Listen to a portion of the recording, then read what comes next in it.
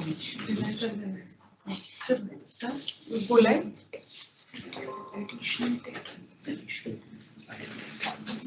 day and welcome to Tata Motors Q1 FY26 earnings call.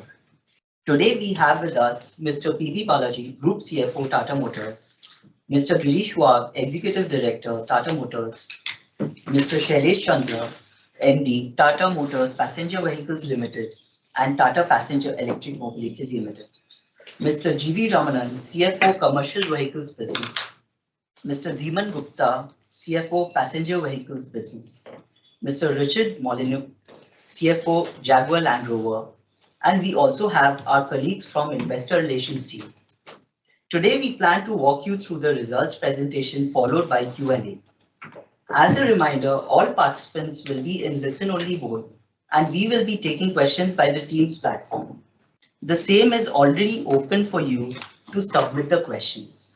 You are requested to mention your name and the name of the organization while submitting the question. I now hand over to Mr. P.V. Balaji to take over. Over to you, sir. Thank you.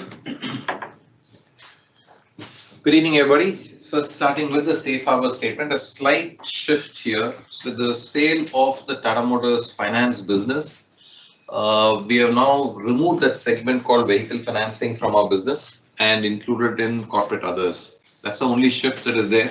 Some marginal shifts in the way free cash flow is defined where you've included mutual fund investments as well there. So that's the only shift there, nothing material there. Next slide, please. Quarter where activity intensity continued. Domestically, we had the air-conditioned cabins being launched, and on the JLR side, we had the Range Rover Sport Black versions getting through. On the EV side, and I'm sure Shailesh is going to talk about it, the introduction of the lifetime warranty on the high voltage batteries has been a blockbuster. That's helped out very well in the sales. We will talk about that. And JLR's rating has been upgraded to BA1 investment grade there by Moody's. Next slide. A few updates on the corporate actions. Hot off the press is the demerger. We had the NCLT final hearing today. And it has been concluded and the judgment is reserved, and that should help us complete this this quarter, and the effective date for the demerger will be 1st October on plan. Then of course last week we talked about the Iveco acquisition at length, so I don't intend to go through it.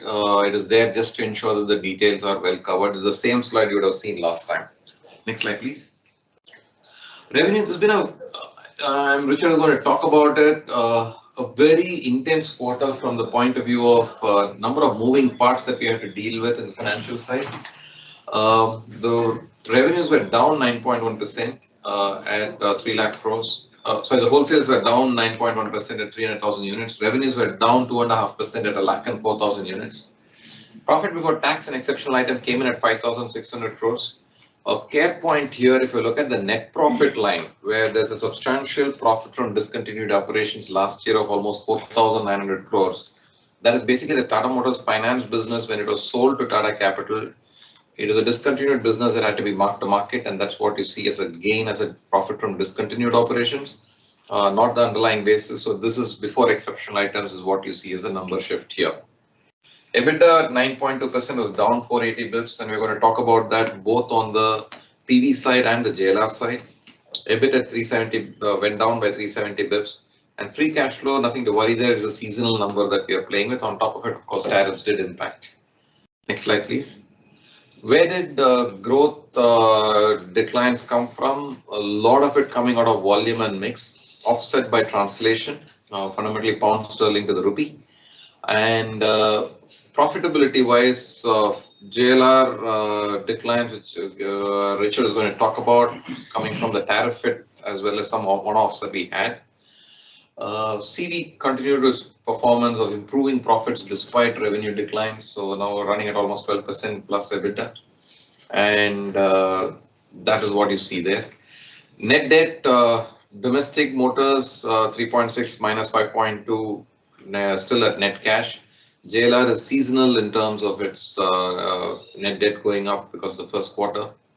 And the real reassuring point is the net auto finance, which is sharply declined, is also giving boost to the net profit line. Next slide, please. Let me hand it over to Richard to take you through an engrossing quarter. Richard, over to you. Engrossing is one word for it.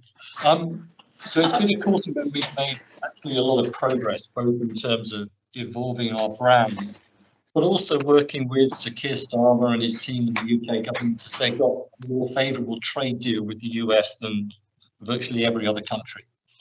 However, it would be wrong to say Q1 was full of only good news. The external environment presented us with multiple challenges of a scale, a speed, and sometimes an unpredictability that can't immediately just be absorbed, and which have impacted our Q1 results. So these results are on this chart. Wholesales, as previously announced, were 87,000, generating a revenue of £6.6 billion. It's worth noting that revenue per car was a record for us. It equaled our record of £76,000 per car, despite the weakness of the dollar in this quarter. So this is driven by our brand strength and the fact that now 77% of our sales in the quarter are Range Rover Sport and Defender. So we achieved joint record revenue per car. PBT was 351 million, driven by an EBIT of 4%. These, along with the negative free cash flow, were all impacted by US tariffs, which we have accounted for at the full 27.5% for the full quarter. Also, dollar weakness and industry dynamics in China had an effect, and I'll explain more on future charts. The next chart, please. Okay, as per usual, I'm not going to go through this chart in detail. All the points are covered in the presentation, but they're summarized here for your future reference. So next.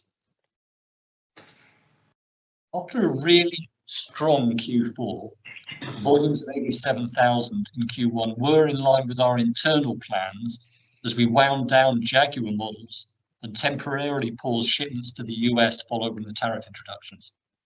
Demand for Range Rover and Range Rover Sport remained strong, but Evoque was down a third year over year as we upgraded systems in our Halewood plant and focused on higher margin vehicles. This is what's caused the fall in overall Range Rover numbers below. It's largely Defender remains really strong, with wholesales up 15% year over year, and retails also grew. Discovery was down as Disco Sport was also paused for the Halewood systems upgrade, and Jag volumes are now almost exclusively for F-Pace. Next slide. So regionally, the UK is impacted year over year by lower Jaguar volumes, but also by the fact that FY25 Q1, the number on the far left, was an exceptional year. FY26 Q1 is actually higher than both FY24 Q1 and FY23 Q1. So the fact that we had a really super strong Q1 last year shouldn't take away from the fact that our UK business does remain fairly strong. North America obviously had some disruption, and Q1 also saw an offset from the very strong wholesale push that we did before the tariff increase. Europe is Jag impacted largely, but had a solid quarter. And on the right-hand side, for the first time, we're actually going to split out MENA and overseas to give both these core markets appropriate focus. Both regions were up year over year. And finally, China. An incredibly difficult market continues, even before changes in the luxury tax rules that came in July. But we performed well on wholesales. The retails, including the locally produced cars, fell. Do remember, these locally produced units are towards the end of their life as our plant in Changshu moves to produce new Freelander product next year. Next chart.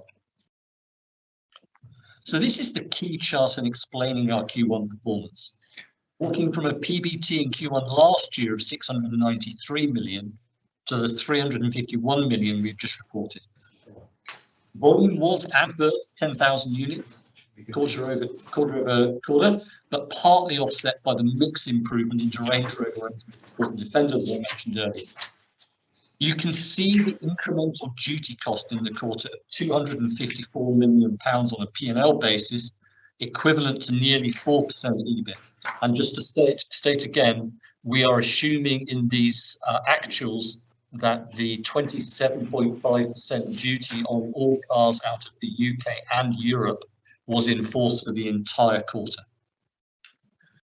We did have a partial offset to the tariff costs in that Congress in the US reset federal CAFE penalties to zero, allowing us to release our balance sheet reserves. But the net hit from US developments was the major headwind we faced. We do welcome the deals done by the UK and EU governments, which will reduce the scale of the tariff pain going forward, but they do not remove it. In terms of net pricing, sales allowances is trending up a little, but still remains low by industry standards at 4.1% on a retail incurred basis.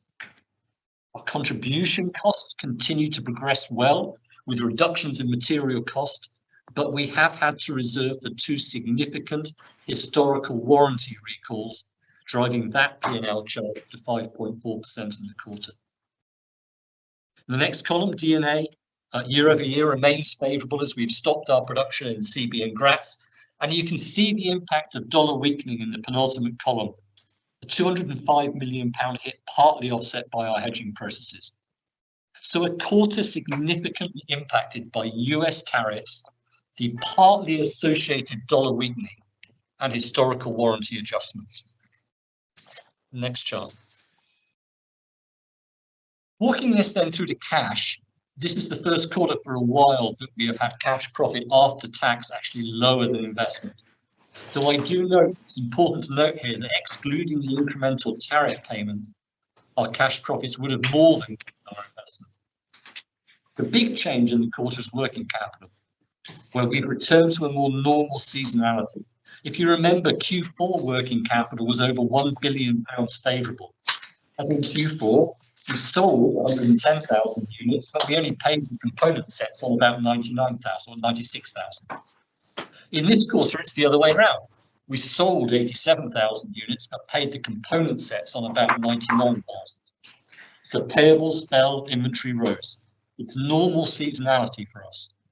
The bottom line is a £758 million cash loss, of which circa £200 million was from US tariff cash hit. And again, just for explanation, in the US, you pay your tariffs in cash essentially 1 month after. So in the quarter, we had two big tariff payments in May and June. Next chart. So investment levels remain consistent. So Q1 was probably at the lower end of our recent range of 850 to £1 billion per quarter, with both engineering and capital spend lower than in Q1 last year. Capitalization ratio was just on 70%, and that is probably near the peak for us given our stage in the cycle plan. Next page. Right, into the business update. So next page. Look, it's really important in times of challenge that we put our energy into building our strengths rather than just focusing on mitigating problems. So we focused in the quarter on building our brands. In this page, with partnerships. You can see Range Rover at Wimbledon. You can see Defender as the partner of the Oasis Tour. I love that picture. You can see a glimpse into the evolving Discovery brand at the Goodwood event down in Goodwood. And Jaguar builds its presence in its major future markets. So we are focusing on our strengths and growing those as well as trying to mitigate the weaknesses that we see. Next chart. Some of those problems, and we've had a few of them. Standing aside UK specific issues such as higher employment taxes, the biggest is obviously tariffs. We welcome the deals that have been done, and they will provide certainty for us to plan around. But they do take what was initially a 1,000% increase in the cost of our tariffs down. They take them down significantly. But the increases are still 300% for cars from the UK and 500% for the cars from Europe. Whenever the 15% reduction actually takes effect, it has not done as of yet.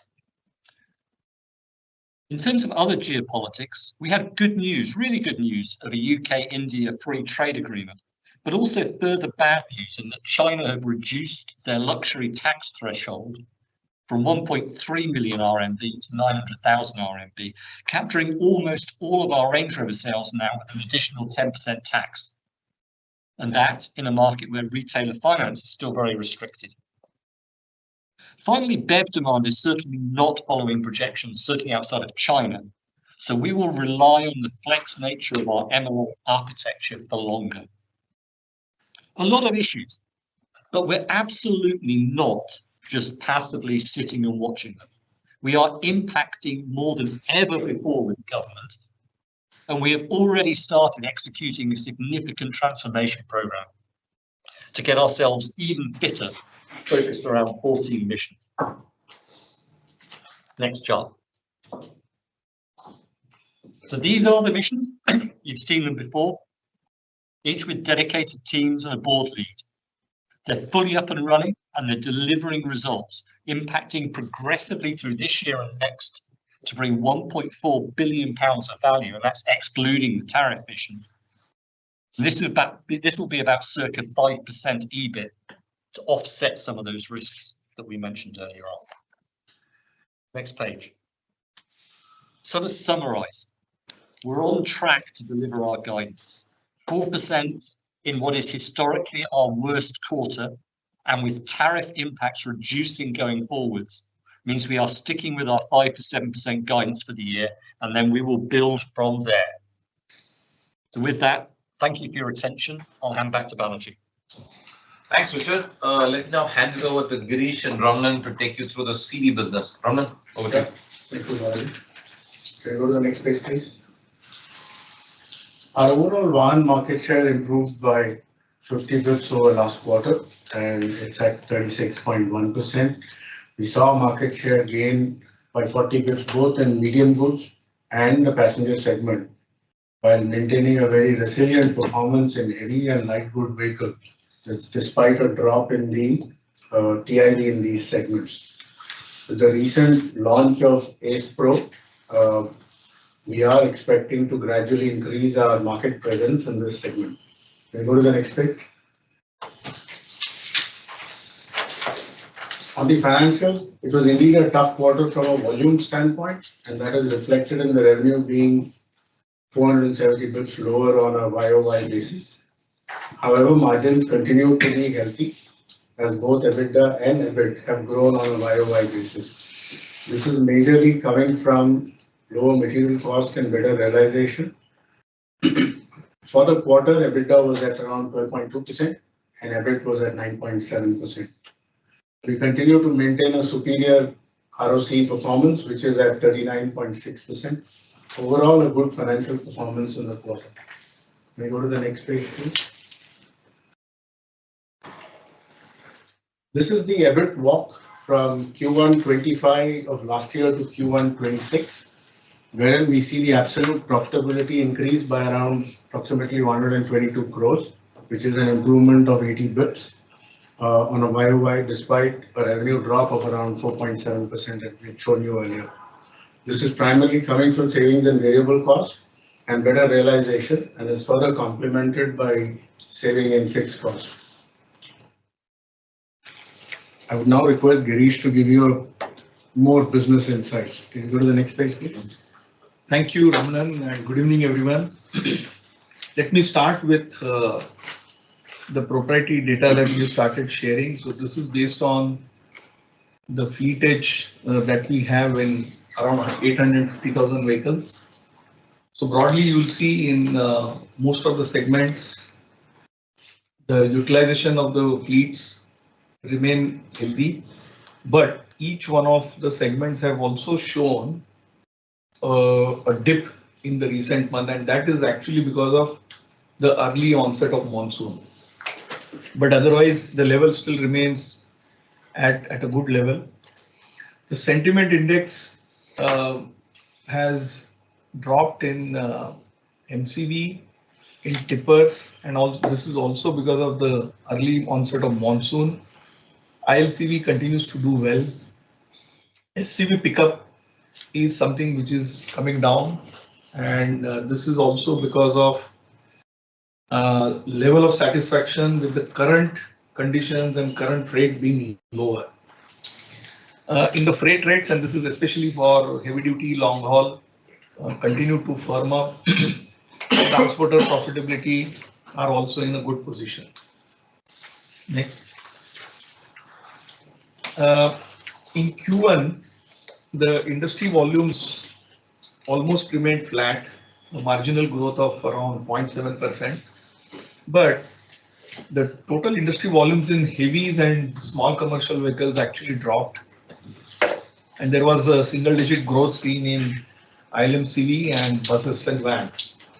In fact, buses and vans actually continue to do well now.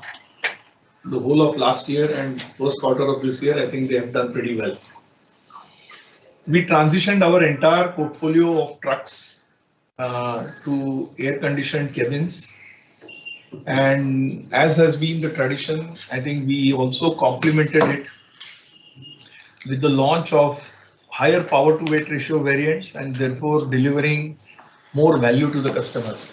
So I think we have maintained this trend that whenever there is a regulatory transition, it comes with some price increase for the customer. So we always give some value improvement along with that. The HCV volumes in Q1 declined primarily due to regional demand shifts. And let me give some flavor to this. So one has seen the north volumes going down because there was an impact for a few weeks due to Operation Sindoor. One has also seen the volumes in east are getting impacted to some extent due to the Bangladesh issue. And also what has helped or rather has impacted is the early onset of monsoons, which I said earlier. The monsoon started early in June and therefore the tipper sale actually became almost flat in June. The ILMCV segment continues to do well. It witnessed volume growth, mainly supporting fruits, vegetables, manufacturing segment. And within that, I think the MCV has been a standout performer during the first quarter. SCV pickup volumes, specifically for Tata Motors, have now stabilized at lower levels, but we clearly see growth in the pipeline now with the launch of the Ace Pro, which has been accepted very well at the price points and the alternate powertrains that we have launched it with. Buses and vans, the volumes grew almost 12%, and the performance was also influenced by salient shifts in segment, as also some of the tender-driven business, which actually was allocated in Q4 of the last year. In electric mobility, we delivered 43 buses, that's it. Same quarter last year, we had delivered almost 750 buses. This quarter, 43 buses. And with this, now we have delivered all our buses as a part of the CESL Tender 1. There is a repeat order that we have received from BMTC, which we will satisfy subsequently. Ace EV continues to be stable in volumes. I mean, we have now more than 8,700 vehicles. And more so, we launched Ace Pro EV at a very attractive price. It becomes the most affordable four-wheel electric truck and is actually offering better total cost of ownership than three-wheeler EVs, and EMIs are actually equal to electric three-wheelers. We also, of course, received the PLI certification for Ace Pro EV. As far as sustainability is concerned, which is the decarbonization, circularity, our performance remains on track.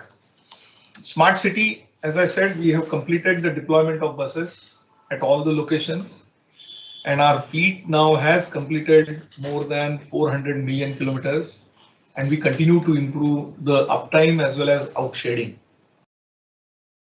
The performance, therefore, continues to be above the contractual terms, despite extreme conditions, especially in Q1 in Delhi.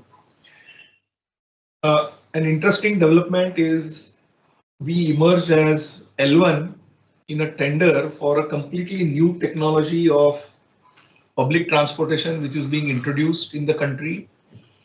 So this is an 18-meter articulated bus which can carry 135 passengers at a time. So something between the current electric bus and a metro. And it also comes with a flash charging technology which enables almost 30 to 50% charging in a minute. And this is a tender which had come from Nagpur Municipal Corporation. Will also be kind of a technology pilot.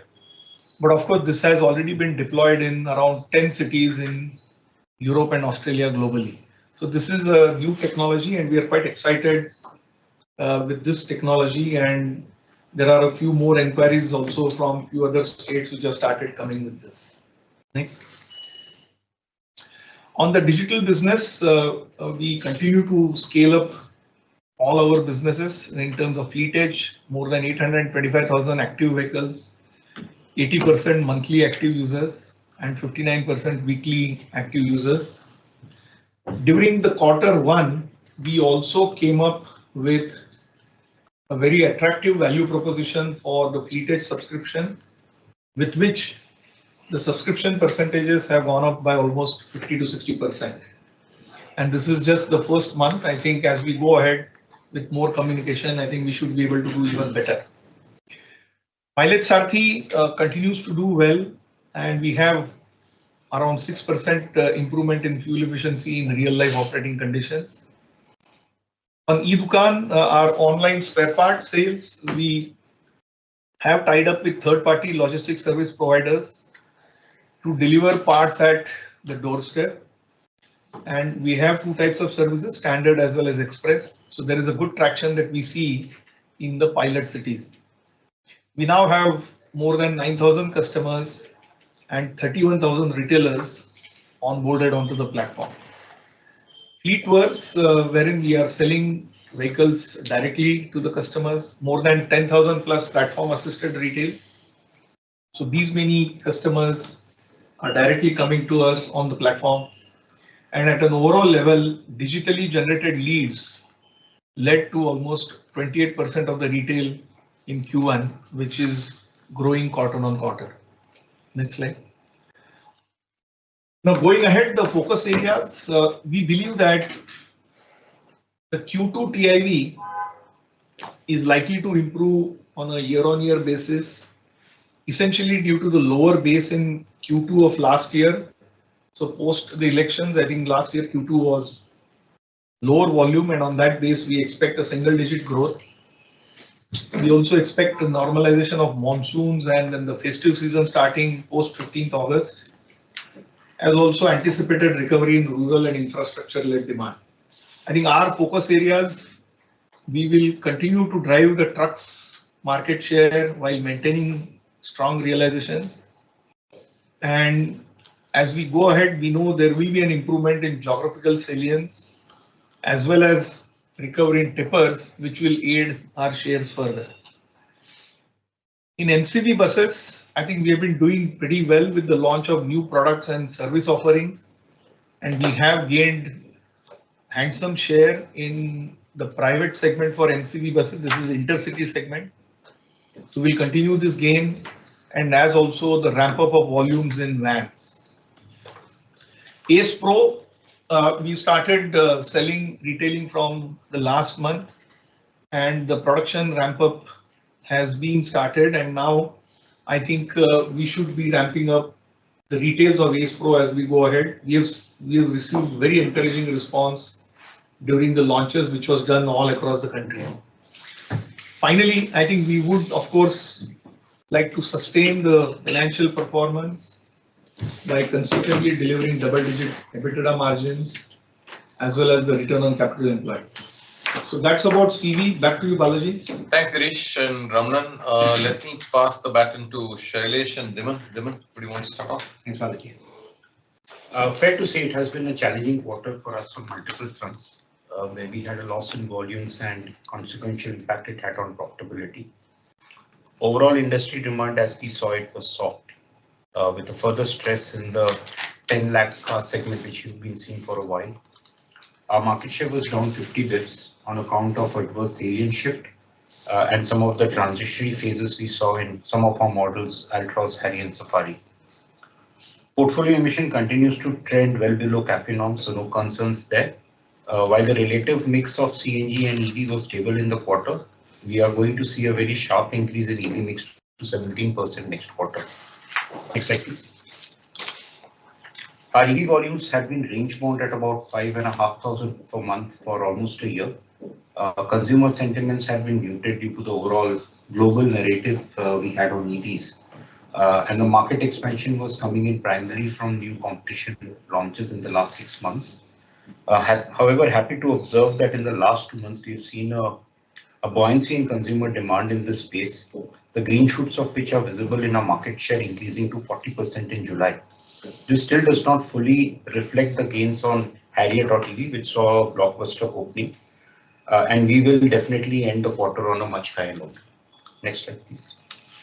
Last 12 months with the moderation in demand that we saw, the overall industry channel stock has continued to build, accompanied by periods of very high discounting to aid in stock liquidation.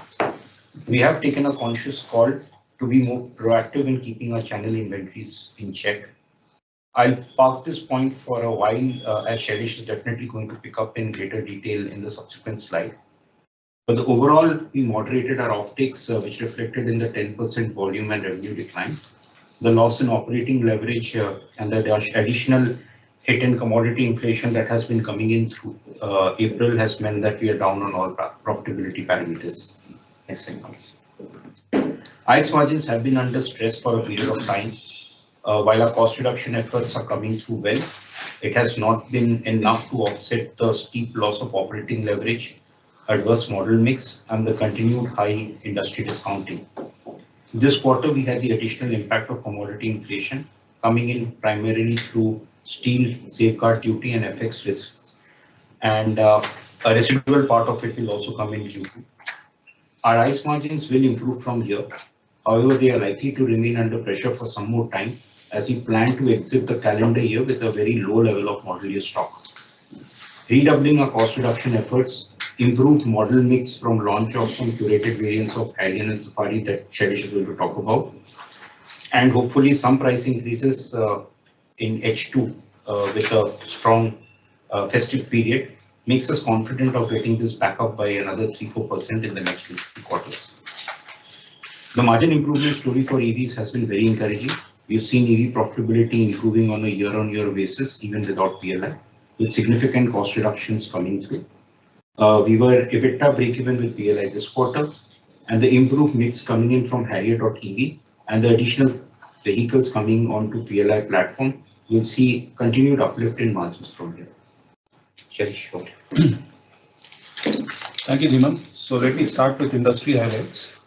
The demand has been muted for the industry in Q1. We saw flat wholesales and quite a muted growth also in Vahan. April actually had seen a strong, it was strong at the start, carrying the momentum for festivities like Gudi Padwa and by the end of March 2025. However, in May and June, we saw a significant slowdown in demand. We see the overall industry demand remain soft, and this has resulted in an environment of sustained high levels of discounting also to drive retails. And this is prevalent across OEMs and segments. Channel inventory for the industry had also grown by 5 to 7 days in Q1, and this is based on the offtake and Vahan data that we track. And this was due to lower than expected retail in Q1 than what the industry was expecting. Volume stress is actually more pronounced in sub 10 lakh segment with the decline in momentum over recent months. And it has because of combination of reasons, growth in propensity for used car also, I would say to some extent. On the contrast, 10 plus lakh segment, we have been seeing healthy demand driven by more resilient customer base, I would say. In EV industry, we have seen growth in Q1 primarily due to impact of new launches, which has added incremental volumes in the industry. It has really been interesting to see strong demand for EVs in high price segments above 20 lakhs. And this really goes to show that if EV addresses all the concerns of the customers in terms of range, price parity, best capabilities, customers are willing to shift from ICE to EVs. Talking about Tata Motors, you know, looking at the past 1.5 years, the overall demand environment for industry has been volatile and tough. And therefore, in this environment, to drive sustainable growth for the business, we felt it is critical to keep the channel health in focus. And therefore, we moderated our wholesale in Q1 to ensure controlled growth in our channel inventories, which is important to ensure healthy network. We also saw the transition of some of our key models in the portfolio, which have new product interventions, including Altroz, MC, Harrier and Safari new curated variants.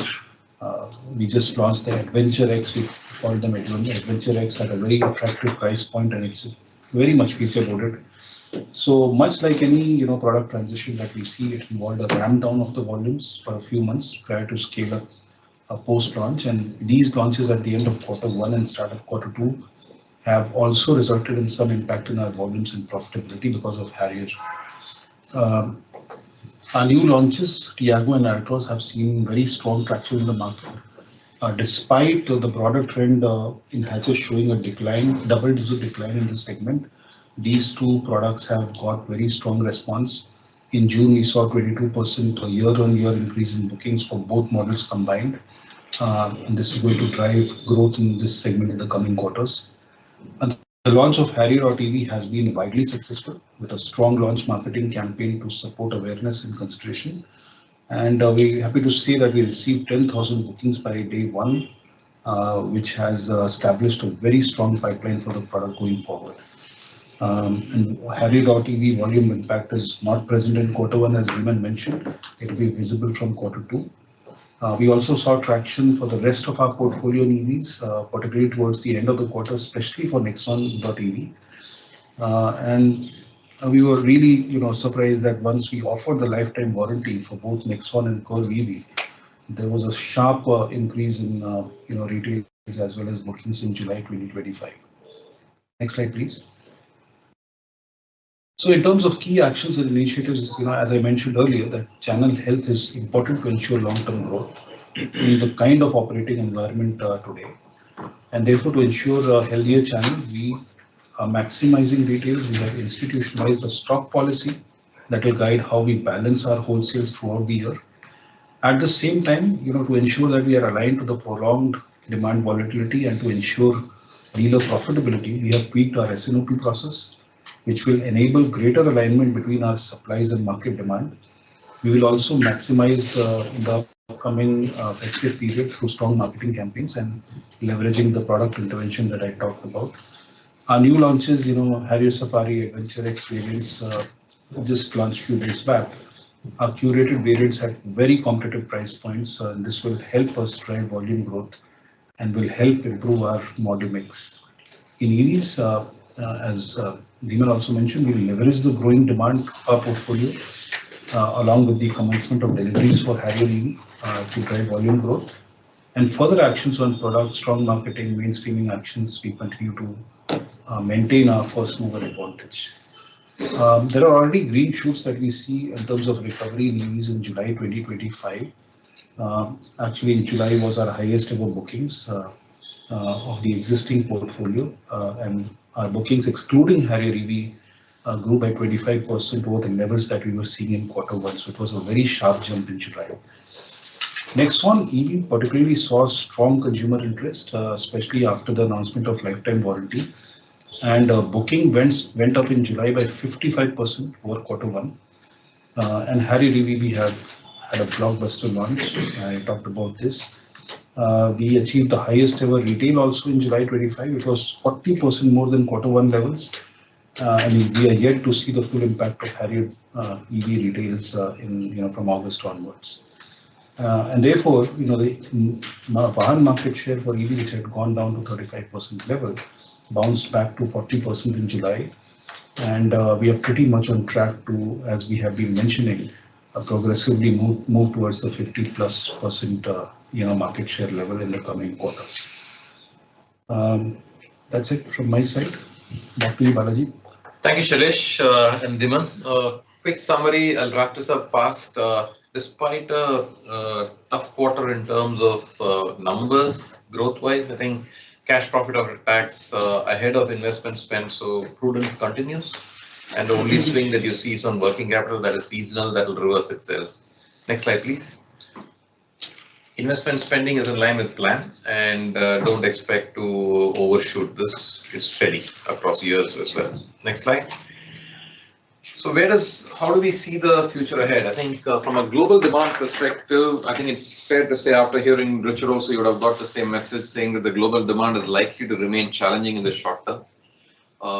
It's also a bit confusing, therefore that is the situation on the global demand. Domestic demand underlying basis should start improving gradually as the spends continue, lower interest rates, exciting product launches, and the festive season starting to kick in.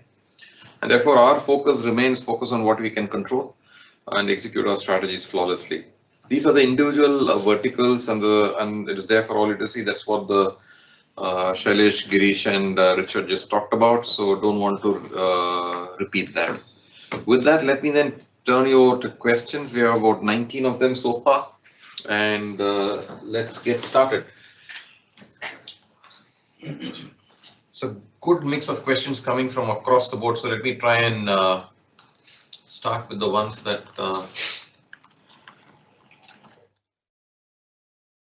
just give me a minute, please.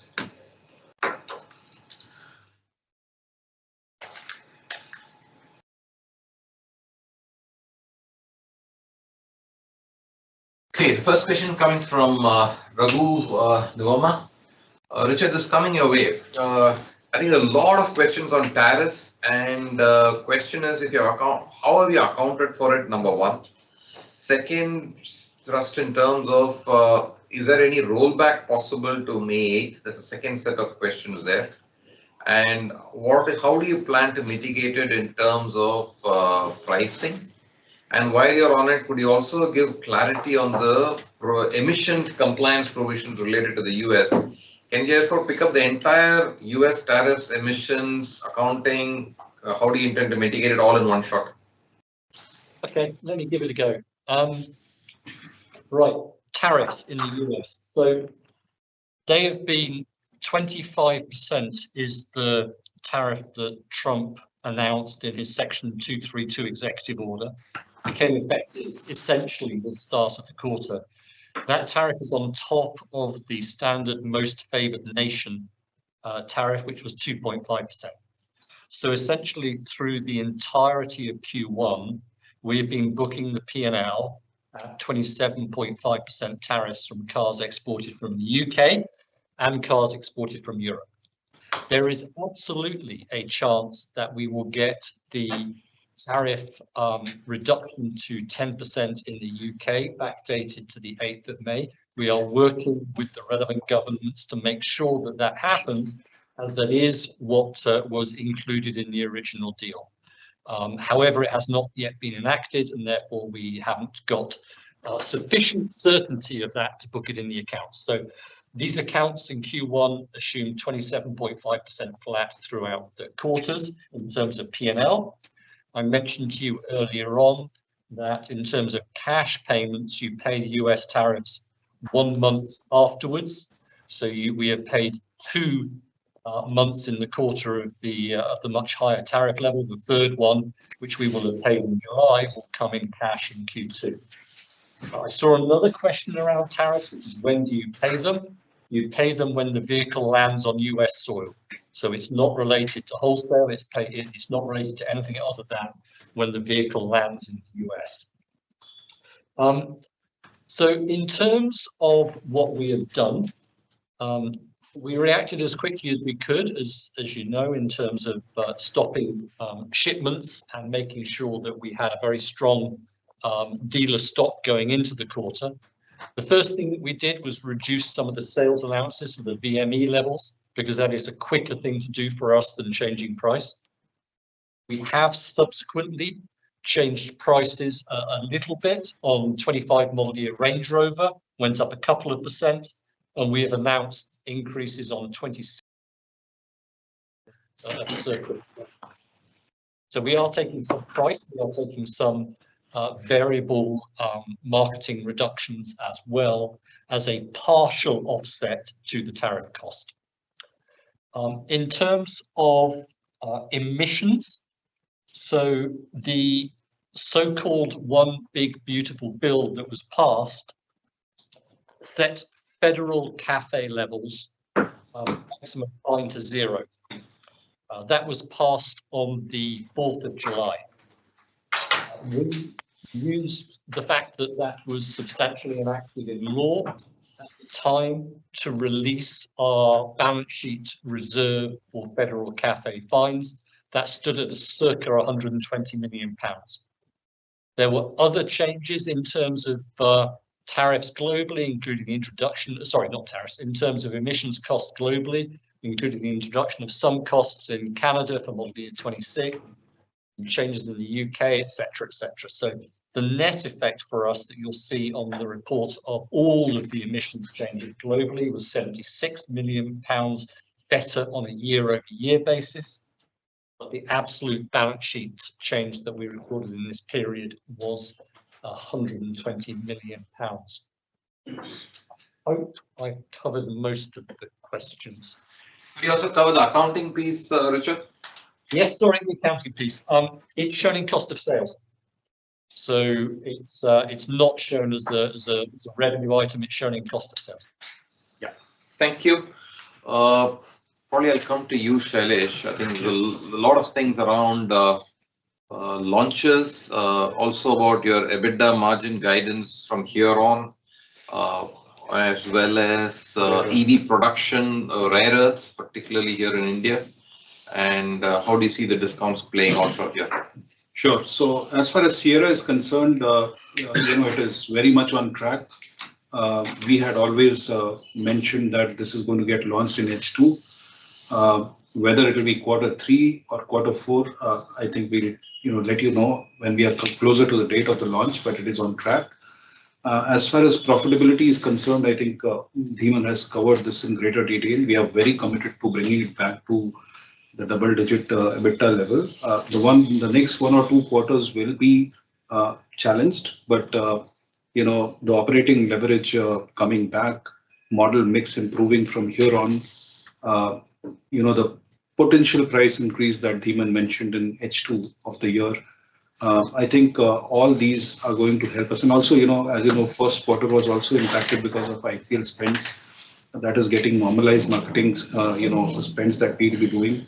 So I think beyond that, I'll again ask Dhiman to later on talk about any additional things that we have missed, but we are very confident of coming back to these EBITDA levels in the next 2 to 3 quarters. Now, the other question is on EV production, vis-a-vis rare earth and, challenge that we are seeing. I think we are covered as far as the stock is concerned for the next 2 to 3 months. And we have created alternatives, to deal with the situation. Of course, it means alternative sourcing from, beyond China also, but also seeing wherever possible we can avoid rare earth. I think all these options are being looked into. So hopefully we should not be affected because of the rare earth inventory issue that is going on. The next question is how much is the increase in discounts on quarter-on-quarter basis? As I said that we have been very prudent in terms of not allowing stock to increase too much. While we had to do, counter the competition discounts in certain segments, but this increase on quarter-to-quarter basis would not have been more than 50 bips. Yeah. So that kind of a number. That's it, I think. Yeah. Thanks, Shailesh. Girish, coming to you, in terms of utilization, the dichotomy in the data, saying the level of utilization, what levels do new fleet additions come in? And the utilization in HCV cargo side, why is industry TIV still dropping and what's affecting the sentiment? If you could just cover that. Yeah. So, see, you will appreciate that this fleet utilization metric and data is something that we started generating for last few quarters. We don't have a correlation today to very specifically say that beyond a particular level of fleet utilization, it leads to new purchases. And in addition to that, I think this is also dependent on few other factors, like, what are the projects undergoing in that particular state, how are the other end-use sectors of commercial vehicles are doing, etc. So I think the only thing I would say is that the fleet utilization actually continues to be healthy and at a higher level as compared to the same period last year. I think you also have a question that despite the fleet utilization being good, why the volumes have gone down. So I would say that actually this fleet utilization also was seen in good pipeline generation. But throughout first quarter, we saw that generally there was a postponement in purchase decision making by customers. And then later on, of course, there was an early onset of monsoon, which therefore impacted the volumes, especially in the month of June. So despite being end of the quarter, the retail volumes were not so high, and we immediately align our offtake to the retails. In addition to that, I would say that there are few states where the payments in government projects have been delayed in at least toward the end of Q1, and that was also something which was impacting the retail volumes in Q1. Balaji. Yeah. There was another question, Balaji, from so related point was on delinquency. I think Kapil had asked it earlier. Related point, how do you see delinquencies in the CV segment and financing availability? Yeah, so delinquencies, I think in buses and vans, there is no issue whatsoever. In ILMCVs and HCVs, they remain at a low level. I think in SCV pickup, the delinquencies amongst all the segments, they do remain high. But the good thing is that Tata Motors portfolio, as shown by the financials to us of small commercial vehicle and pickups, has actually improved on the early delinquencies, which is seen in the first 6 months. Thank you, Girish. Shailesh, coming to you, this is on Cafe 3. Jinesh Gandhi from Oakland. Considering Cafe 3 guidelines are yet to be finalized, do you expect pushback of timelines? And what do you expect growth for PV in FY26? And any material pickup in demand you expect in second half based on lower tax and interest rates? As far as Cafe 3 guidelines are concerned, we are in touch with the Ministry of mainly, the Bureau of Energy Efficiency, and we are having this discussion with Ministry of Power also. But we don't see any change in the timelines. The discussions are more around the extent of stringency that is being asked for.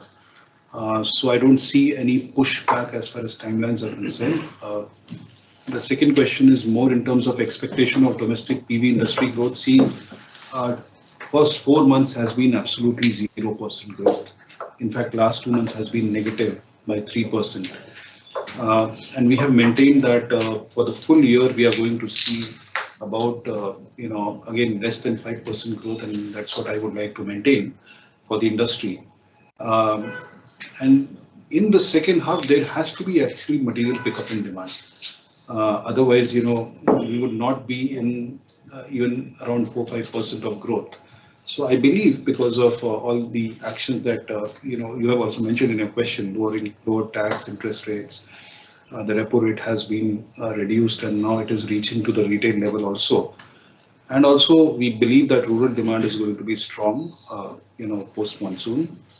So all this should be a strong festive period because we are seeing the demand pattern pretty much mimicking what we had seen in the last financial year, and last financial year had a very strong festive as well as December sales. So we believe that the trend would continue. So quite hopeful of this. And then the last question is on share of retails from digitally generated leads. I think this would be about 10 to 15%. Okay. Thank you. Richard, coming to you, in terms of demand conditions in US, UK and China, how do you see the Q2 retails wholesale trends? I will probably add to it also with your comments on inventory as well. So on demand, the uncertainty, I think, that's been so pervasive over the last few months, it has definitely impacted demand for big ticket luxury purchases across the board. So many of our clients are small business owners, many facing the same tariff challenges as we are. Now that we've got some certainty going forward, I think we would expect this to slowly recover, but demand has been weaker than we would like since our year end.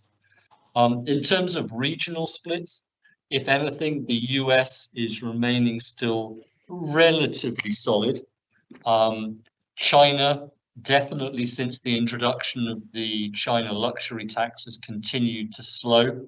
The UK is reasonably stable, and Europe, I think, is the market where that small business owner uncertainty has probably had the most effect. So I'd say certainly muted in the first quarter, driven by the uncertainty of the macro environment that we all face.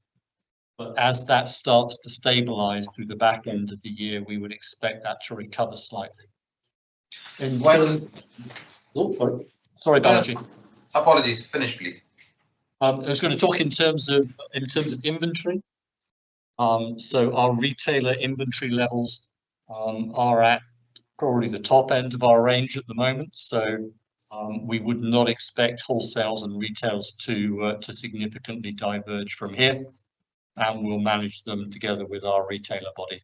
We still have a strong order bank, and we are expecting as I say, we are expecting demand to slowly recover as certainty, lack of uncertainty takes hold.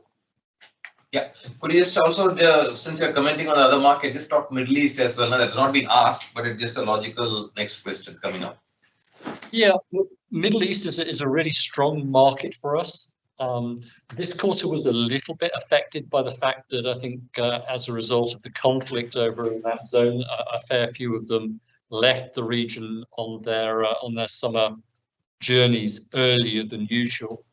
But particularly for Range Rover and Defender, it remains an absolutely core market for us, and that is why we both externally in our reporting, but also internally, we have now separated out MENA from the other overseas market so that we can give it the attention it needs. It is definitely ripe for some further growth for Range Rover and Defender, and ultimately Jaguar as well. Okay. Thanks, Richard. Girish, coming to you. Yeah. In terms of CV full year outlook, we heard from Shailesh. How do you see CV full year? So I think we still maintain that for the entire year, 5%. And within that, I think HCVs should do a similar around 3 to 5% kind of a growth. ILMCV a bit lower. SCV pickup probably will remain flat. The volume should pick up from the festive season. In terms of buses and van, while the projection is flat, but I think Q1 has done well. But Q1 and Q4 are generally good for buses and vans.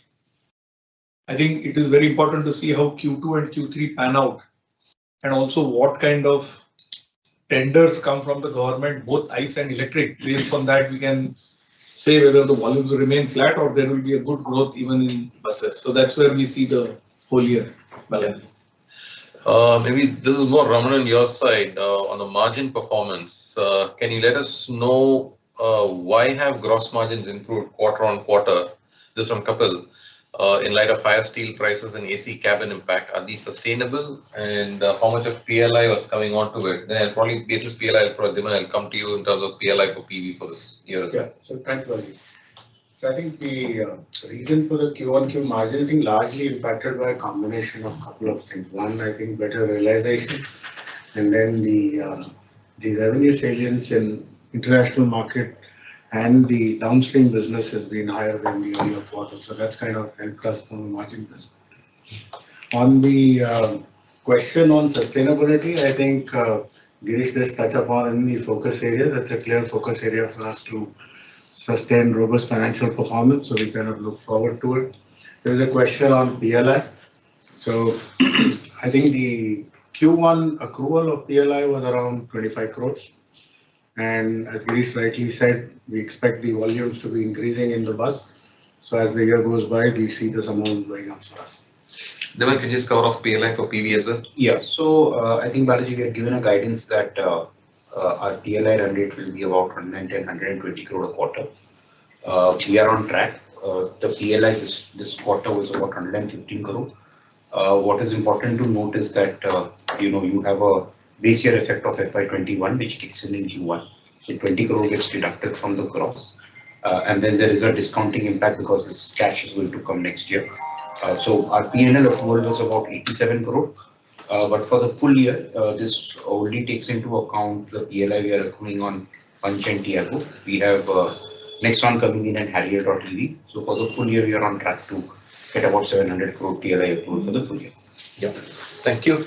Richard, coming back to you, timelines on deliveries of RR Electric and Jaguar Electric, and as well as implication on China demand. You covered it a little bit, maybe there's more questions coming up where this got bumped up. Implication on China demand post the luxury tax. Okay, so let's talk about BEV timing first. I think that's the first point.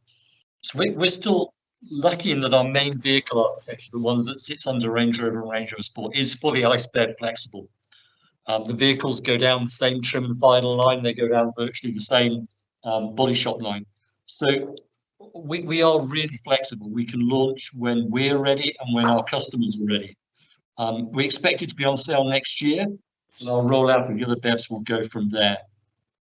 For Jag, the on sale date's going to vary a little bit by market, but I think what's really important, especially where demand is, that in both cases, we are not going to compromise on the quality of the vehicles or their capability. It's really important for us that these BEVs are in fact true Range Rovers, true Defenders, true Jaguars.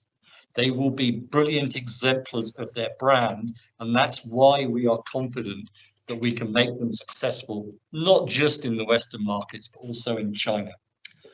In terms of demand in China at the moment, it's still, I mean, the change in luxury tax was, we had about 48 hours notice like the rest of the industry, and it came in mid to late July, I think. So only two, maybe 3 weeks ago.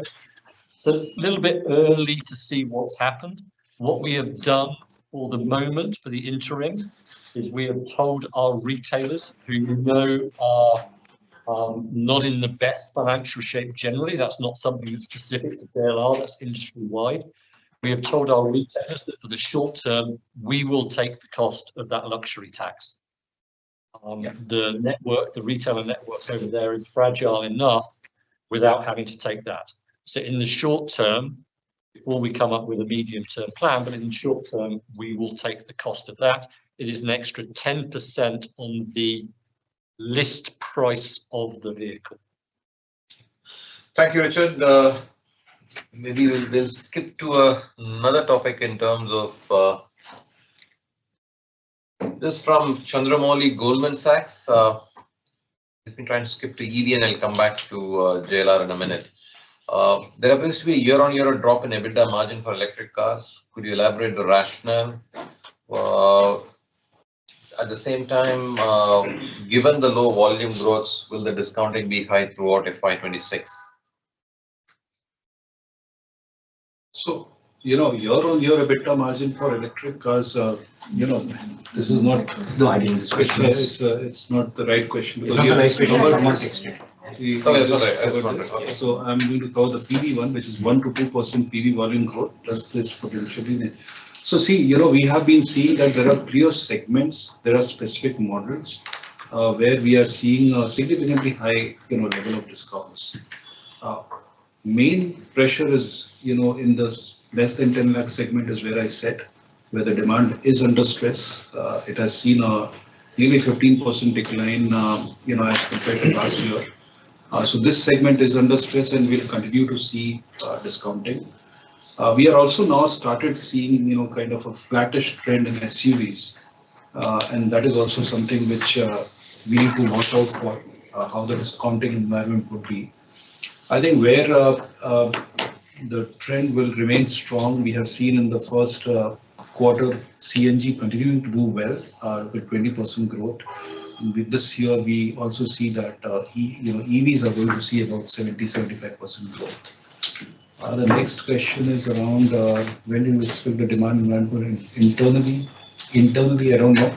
We already talked about how we are going to with the new model launches, our growth is going to be better. Hopefully, from now on, industry beating in hatches, as I said, that while industry is declining by 14%, we are seeing growth here.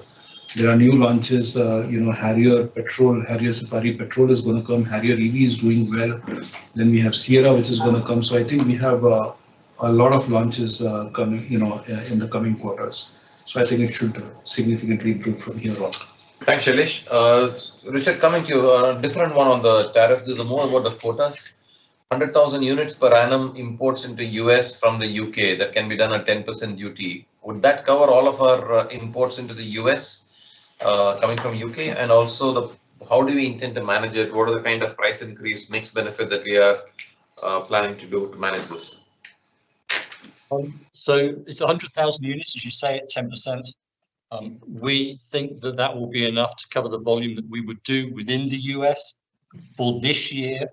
The deal effective the 8th of May. If you do a pro rata from the 8th of May to the end of the year, the quota is 65,200 vehicles. We think, again, that will be sufficient. In terms of the mechanism, for the purposes of this year, it's going to be on a first come, first served basis. The next year, we're working with the UK and US teams to make sure there are some rules and structure are brought in. As a free-for-all, almost certainly will do nobody any good. So for this year, we think we're okay. For next year, we'll be working with the governments to try and come up with something which is a little bit more organized than a free-for-all. Thank you. Shailesh, coming to you in terms of just a couple, what do you think worked well for Harrier.ev?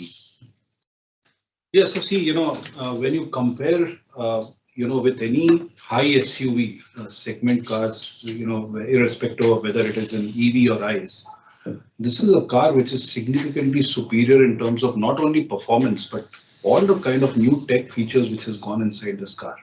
Whether you talk about the whole Dolby experience or the kind of screens that has been given 540-degree, view, or for example, the APA, which is auto parking, summon mode and all. This is something which people did not imagine in this kind of a car. And on top of that, this is the first EV which is an all-wheel drive.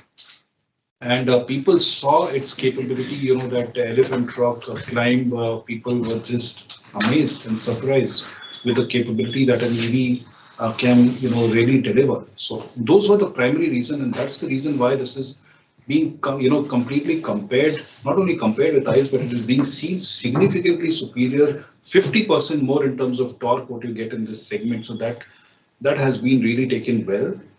And from a EV perspective, when I see from that lens, the barriers, which used to be around range, this delivers a 500-kilometer range, real range, which breaks the barrier around range, which used to be a concern, range anxiety we used to call. Then all of this comes at no incremental price. This is at price parity, rather if not slightly better than ICE. So I think it has just ticked all the boxes what people could imagine, or it has more than ticked the boxes that people expect in this kind of a category of car. And this has become a highly desirable vehicle in the segment. Thanks, Shailesh. Girish, coming to you, this is from Jinesh Oaklane. Can you talk about the upcoming CESL tender for 10,900 e-buses? Do they address your two concerns, and do we intend to participate again? Right. So, yes, I think we have been engaging with the government for almost last 3 years. And therefore, over the last 3 years, we have not participated in the tender. We had two specific requests. One is a payment security mechanism. And herein, we worked with CSL and some of the other government agencies. And a payment security mechanism based on the one used for Solar Energy Corporation has been worked out. And it is there currently in the tender document. So this to a large extent meets our requirement on payment security camera. Our second requirement was about having an asset-light model. While this has not been addressed fully and exactly the way we want, but even this to a good extent addresses what we were expecting. But herein, I think this will now call for a formation of a consortium with an operator who can run the buses and a financier who can bring in capital. And therefore, I think we will now be working with financiers as well as operators whom we can bring together, form a consortium, and our smart city subsidiary then will be part of that particular consortium. And OEM Tata Motors will sell buses to this consortium. So that's something that we will work out. Meanwhile, I think there is a good understanding that we now have on the profitability for operating the buses. I think we have been able to develop or build this model over the last 3 years with good experience. And therefore, we know what are the value creating quotes, etc., which is what we will participate in the upcoming tender. Balaji, he has another question on ACE Pro. ACE Pro and ACE Pro EV. So for others' benefit, what are the feedback on ACE and ACE Pro EV, and how do you think you're likely to ramp up your volumes? Yeah. So I must say that ACE Pro EV and also ACE Pro bifuel, petrol, all three, the feedback has been very good. I think the value proposition has been appreciated very well, especially the price at which it has been launched and the capability and features that have been given. We also had a very unique launch wherein we did launches in 10 cities across the country. It was a 2-day affair wherein not just the media, but we also got in the influencers, key customers, financiers, all of them there. And all of them were also made to drive the vehicle. So we have a very extensive feedback from these drive sessions. Generally, the participants have appreciated the pickup, the comfort, suspension, power. And I think many of them have felt that it actually offers a very good option for intra-city last mile transportation. In terms of capacity and ramp up, we don't see any issue. And we are going to, in fact, start ramping up from this month itself, not just EV, but even the bifuel and petrol version. Balaji, I'll just also answer Jinesh's last one question about pre-buy due to AC norms introduction. So Jinesh, I would like to tell you that, frankly, we have not seen any pre-buy. There has been no pre-buy whatsoever in HCVs and ILMCVs due to the AC norms, which in my view is a good thing. I mean, it shows the maturity in the market. And in terms of your question about how the market will pan out over the next 9 months, since the Q1 has been more or less flat, the 3 to 5% growth that I have spoken about should now happen over the next 9 months. Balaji, back to you. Thank you, Girish. Richard, coming to you, maybe to wrap the whole tariff impact up. Question from Kapil. Now that the tariffs are clear, both in EU and in UK, what is how much will the impact be? How much will it reduce from the current quarter in terms of bps? How are you assuming this? Okay, on the assumption that the 15% reduction for Europe does become effective on or around the 1st of August. Remember, that is the one uncertainty still in the market. We think this year, when you take it in the whole for a full FY26 year, you're probably talking somewhere between 500 and 600 million effect of tariffs for the year, net of the offsetting measures that we put in. On a, let's say, more perpetual basis, on a 10% and 15% basis, it's probably more around 300 to 400 range. However, I will caveat that by saying, look, a lot of it will depend on how the market reacts in terms of demand and in terms of pricing. So those would be sort of the type of estimates that I would use. Just staying with you there, despite the, you had good US retail trends on a year-on-year basis, even in July. Is it because dealers are selling pre-tariff inventory or customers expecting full pass-through on tariffs happening in the coming months? What's the read there? I think there probably is a little bit of an expectation by customers that prices are more likely to be rising than falling, so getting in there now. Also, typically around this time of year in the US, there's the move from 25 model year to 26 model year cars. So retailers will be trying to get rid of, they will try to be selling their 25 model year cars before 26 lands on their shores. So there's a little bit of seasonality that normally happens in a couple of months before you change your model year over in the US. Yeah, thanks. Shailesh, coming to you, in terms of Nexon EV powertrain for the higher wattage, are we looking to shift supplier base to India? And when do you expect it to be 100% local source? See, we are, as far as battery pack is concerned and the e-drive is concerned, it is completely localized. So it is already being made in India. Okay, Richard, a comment on Forex, if you did not pick up. This is basically with the USD appreciation. I suspect you're referring to pound appreciation here. How much is the impact? Or dollar weakness is already in the P&L, and assuming that due to hedging, bulk of the impact is yet to come? So yes, sure, we have a reasonably good hedge portfolio. Actually, the thing that we're most exposed to is the dollar-euro cross, because we're long dollar, short euro. So the move of that over the last months or so during the quarter, I know it's currently at 116. I think it was probably at 104, 105 at the start of the year. That's the one that hurts us more. And we're keeping a close eye on that cross to make sure it does not get any worse for us. Okay, I think Vinay's questions, most of it we have covered already. We've covered accounting, we've covered PLI, we've talked JLR, VME. I think we've covered everything there. So let me see if there's any other question that we have not covered. It's an interesting question from Kapil. Girish, coming to you.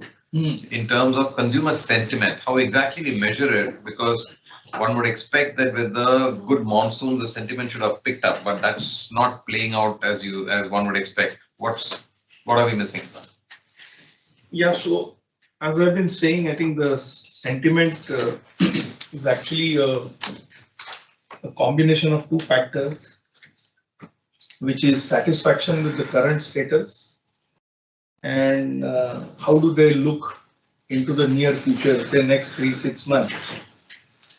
And I think what we have seen across the segments, apart from maybe ILCV, I think the satisfaction with the current status is something which has dropped from Q4 to Q1.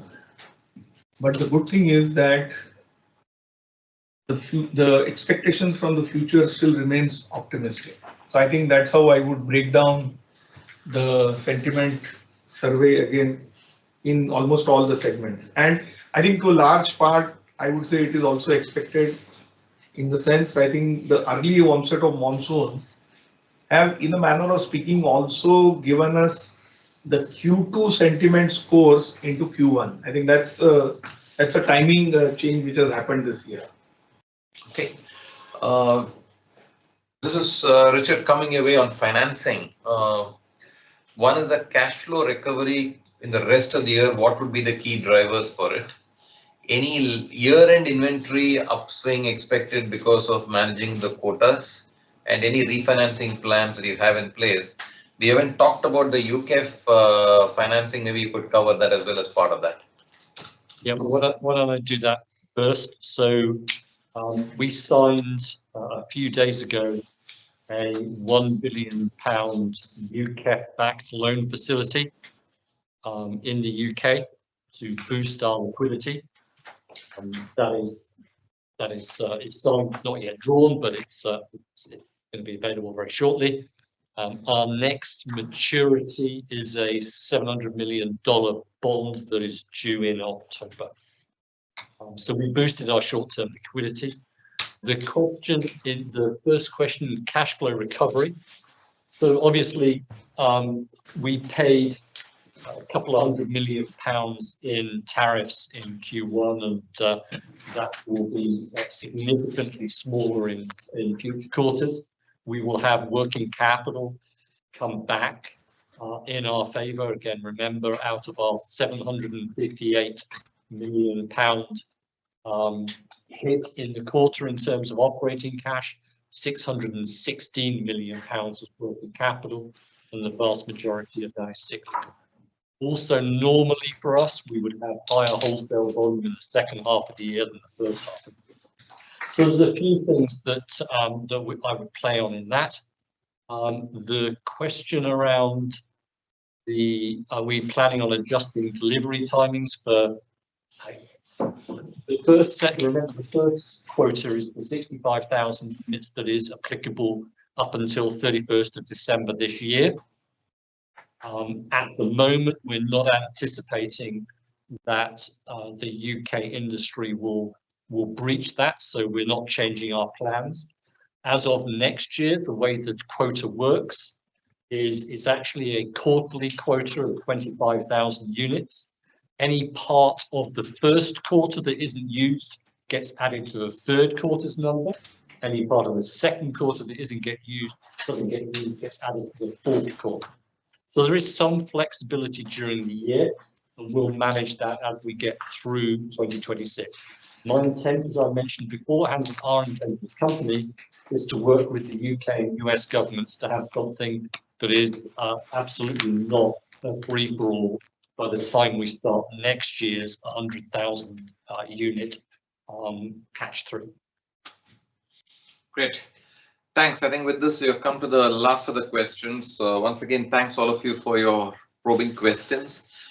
Just to summarize, a very challenging quarter on multiple fronts, particularly on the JLR side. But I think we are coming out of, as we finish this quarter and come out into this Q2 and then subsequently into the second half, lots of things that are underway in terms of interventions, be it in JLR, CV, or in PV, which will help us sequentially start improving from here on.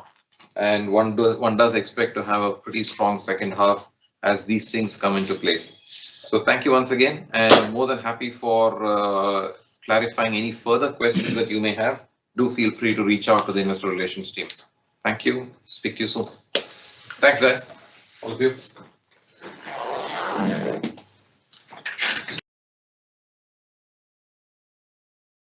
If you found this video helpful, please like, share and subscribe to Concall India for latest upcoming Concall.